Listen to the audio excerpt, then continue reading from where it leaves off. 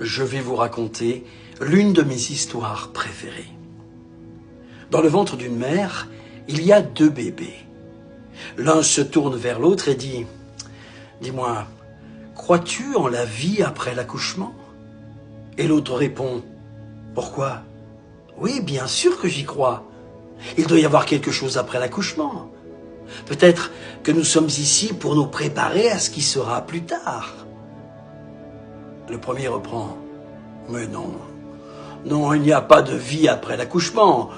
Quel genre de vie serait-ce » ?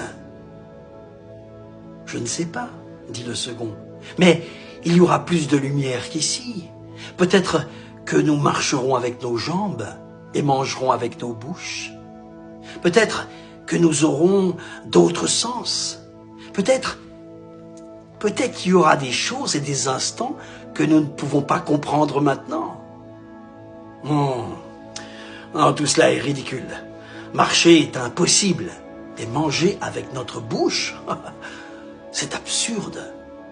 Le cordon ombilical est ce qui fournit scientifiquement la nutrition et tout ce dont nous avons besoin. Mais c'est beaucoup trop court pour pouvoir marcher et nous éloigner. Non. La vie après l'accouchement doit être logiquement exclue. Le second. Et si c'était juste différent de ce que c'est ici? Peut-être que nous n'aurons plus besoin de ce cordon physique. Le premier est un peu en colère.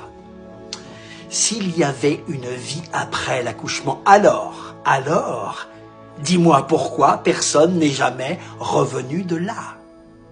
L'accouchement est la fin de la vie, point. Et après l'accouchement, il n'y a rien d'autre que l'obscurité, le silence et l'oubli. Cela ne nous mène nulle part. Non, pas nulle part.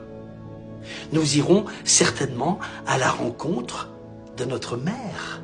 Elle prendra soin de nous. Mère? Tu crois réellement en la mère?